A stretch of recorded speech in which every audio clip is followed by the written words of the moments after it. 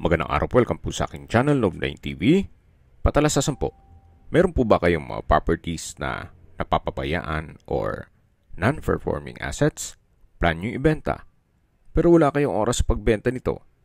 Kung ito'y pagkakatiwala nyo po sa amin, tawag lang po kayo sa aking numero, usap po tayo, gawin ko po ng video for free. Yes, libre po, wala po kayong babayaran. Tutulungan pa namin kayong mabenta ang inyong property. Kami na po bala sa marketing, sa boosting or paid ads. Even sa tripping, hindi na po kayo mapapagod sa pag-entertain ng mga buyers. Kami na po bala sa lahat. Tawag lang po kayo. Nandito po tayo ngayon sa Los Baños, Laguna kung saan meron po tayong bagong video presentation. Isang income generating na property. Isang residential house at katabi lang po nito ang operational na school. Kumpleto po ang business permits ng school. May lot area po ito na 1,814 square meters. Opo, ganun po siya kalaki.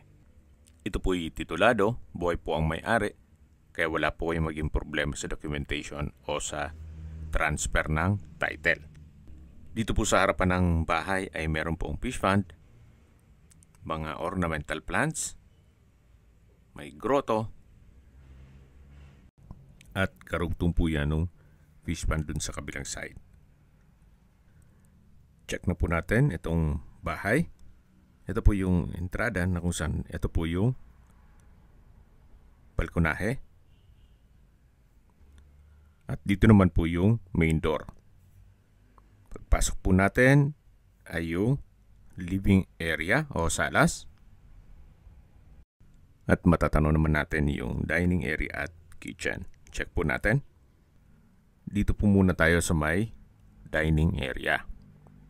At tungkol naman po sa mga kagamitan, wala pong nabanggit si owner kung kasama itong mga dining set.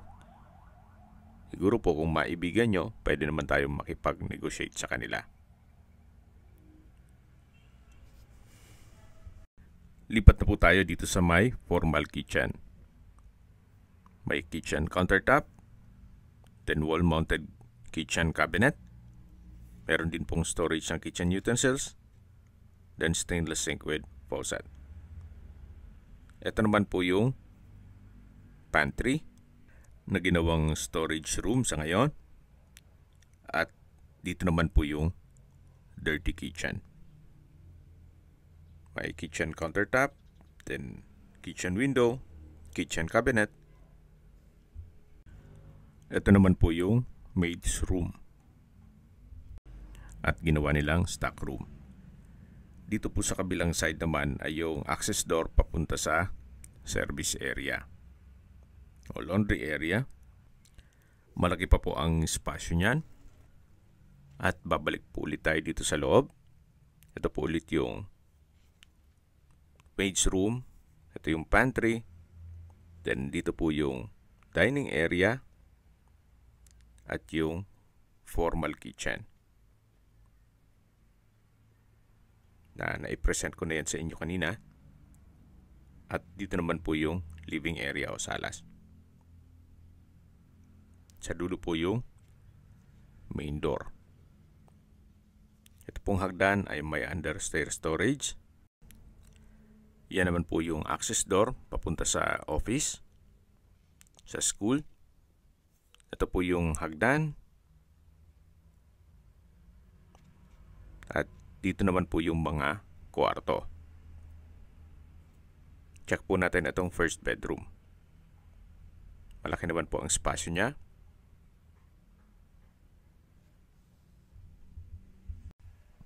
At meron po itong sariling toilet and bath. Check natin yung ibang kwarto. Balik po ulit tayo dito sa hallway. Bago tayo pumasok sa isang kwarto, check natin itong common toilet and bath. Ito po yung tile bathroom wall, may hand wash basin, water closet. Then sa dulo po yung shower enclosure. Yan naman po yung pangalawang kwarto. May natutulog sa ngayon.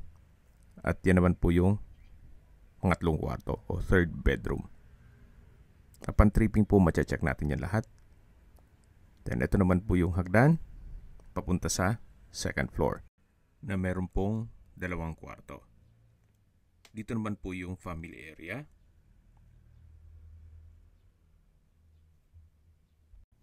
Check natin yung kwarto. Sa spasyo, sakto lang. Hindi naman siya ganun kaliit at hindi naman ganun kalaki. May sliding window with blinds. Then may window type aircon. For sure, hindi naman tatanggalin na yan. Wardrobe. At meron po itong sariling toilet and bath. Na naka-tile bathroom wall. May hot shower set, hand wash basin, vanity mirror, water closet with bidet, at meron pong bathroom window. Ito po yung unang kwarto dito sa taas na kung saan may sariling toilet and bath. At lalabas po tayo. Yan po ulit yung hallway. At ito po yung pangalawang kwarto. May wardrobe. Then malaki ng espasyo. May glass windows with blinds. At may sariling toilet and bath. Yan po ulit yung family area. Then bababa na po tayo. Mula po dito sa hagdan, matatanaw natin yung common toilet and bath. Then yung first bedroom. At ito pong dalawang kwarto na hindi natin na-check. Pero upon tripping, pwede naman tayo makisuyo para ma-check natin yan. At nandito po ulit tayo sa living area o salas. Then dito naman po ay may hagdan. Papunta naman sa basement. Yan po, natunghay nyo po ang residential house. Nalabas na po tayo dito sa main door. Yan po ulit yung balkonahe. At ito na po yung harapan ng bahay. May building pa po sa harapan. Pati po dito sa kabilang side. Ito po yung covered car garage. Then dito naman po ay malaki pa ang spasyo. Siguro sa nursery na rooms. Ito po yun.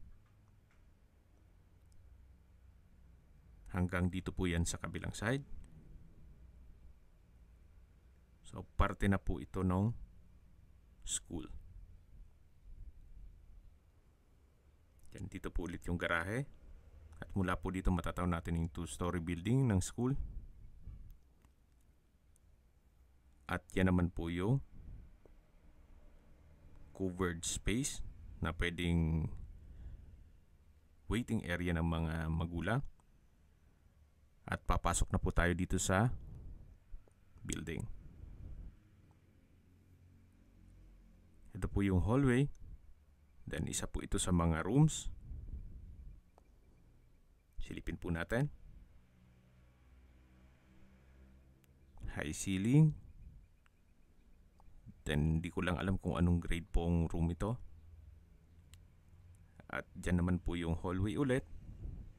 Ito naman po yung register o office. Yan po yung may access papunta sa loob ng bahay. Yung pintuan na yon. Malaki naman po ang espasyo nito. Silipin po natin dito sa loob. So yun po yung access door. At dito naman po sa taas is another office. Malamang po principal's office po yan. At siguro po upon tripping may discuss ni owner sa inyo. Then another space. At meron pong stairs na extension ng office. Na-maximize po nila lahat ng espasyo. So usable po lahat. Wala pong nasayang. At balik po ulit tayo dito sa entrance ng office. At lalabas po tayo dito sa hallway. So dun po tayo galing kanina. Yan yung entrada nitong 2-story building. At ito naman po yung hallway. Ito po mga madadaanan natin, yan po yung mga kwarto o rooms. Ito po ay may toilet dito sa room na to. Then matatanaw natin yung another room. At dito naman po yung cashier area. Na may access din po yan papunta dun sa office. Balik po ulit tayo dito sa hallway. Then dito naman yung another room o computer room. At dito naman po yung multipurpose hall nila. May stage, then ito po ay covered. At kung meron pong mga school activities, dito po ginaganap. May ilang steps po dito ng stairs, then ito po yung library. Nakalak po siya, hindi natin ma-check. Then yan naman yung hallway papunta sa banyo. At ito yung room, then another room. So kung sakali man po na interesado kayo, ang sabi ni owner, pwede namang i-turn over sa inyo yung mga estudyante, gawa ng ito po'y operational. May mga estudyante pa pong nag-enroll sa ngayon. At tungkol naman po sa income, si owner na lang po ang magdi-discuss sa inyo kung magkano man ang annual income ng school o buong school year. Dito po sila nakatira, kaya personal nyo po silang makakausap. Habang naglilibot po tayo at pinagmamasdan nyo po itong buong school, pag-usapan na natin ang distance, location at travel time. Mula po sa Olivares Plaza o highway, kumpleto na rin po ang mga business establishments doon. Ang distance is 1.6 kilometers at ang travel time is 7 minutes. Mula naman po sa public market, ang distance is 2.6 kilometers at ang travel time is 9 minutes. Mula naman po sa University of the Philippines, Los Baños Campus, ang distance is 2.6 kilometers at ang travel time is 11 minutes. Mula naman po sa Los Baños Doctors Hospital, ang distance is 2.1 kilometers at ang travel time is 9 minutes. Yan po yung lagi kong binabanggit sa inyo na dapat nyo i-consider sa paghanap ng property, yung meron pong malapit na hospital. Hindi ko naman po sinasabing sakitin kayo. Yan naman po for emergency purpose lang naman. At mula naman po sa Manila o sa airport, ang distance is 60.2 kilometers at ang travel time is 1 hour and 37 minutes. Sa mga nag-skip ng video, summarize ko lang po, ito pong property ay operational na school. May lot area po ito na 1,814 square meters. May residential house at 2-story building. Ito po ay titulado, buhay po ang may-ari, kaya wala po kayong maging problema sa documentation o sa transfer ng title. Complete din po ang business permits. At binebenta po ito ni owner sa halagang 39 million pesos net. Ibig mong sabihin, si buyer na po ang sasagot sa lahat ng taxes at expenses with regard to documentation. Tungkol naman po sa income, every school year, upon tripping na lang po, may discuss sa inyo ni owner. At personal nyo po silang makakausap. Ito po yung hagdan na papunta dun sa may main gate. At ito naman po yung mga rooms dito sa second floor. Sa mga meron pong school business na gustong mag-branch out o mag-expand ng business dito sa Los Baños, well, ito na po yung hinahanap nyo. Napakalapit lang po nito sa University of the Philippines, Los Baños. Nagkakaroon sila ng maintenance ngayon, kaya may mga gumagawa. So balik po ulit tayo dito sa may multipurpose hall at ito po yung canteen. Hanggang din yan sa dulo. Napakalaki po nitong area. 1,814 square meters. Yan po yung science laboratory. Ito po yung hallway, grade 7 room. Hanggang dito sa dulo, may kwarto pa rin. Dito po ay may dalawang room pa rin dyan. At babalik tayo dito sa may stage at function hall. Ito naman po yung daan palabas na ng building. Dito po yung cashier, then yung registrar. At ito po yung mga unang room na naipakita ko sa inyo. Kung may mga katanungan po kayo o gusto magpaset ng tripping dito sa property na to, tawag lang po kayo sa aking numero. At sa mga kababayan naman natin nasa ibang bansa, meron po akong WhatsApp, Viber at Telegram.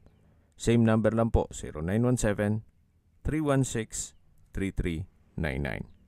Sa mga nagtatanong naman po ng aming Facebook, meron po aming Facebook page na Nov9TV at Facebook Real Video. Meron din pong TikTok at Instagram.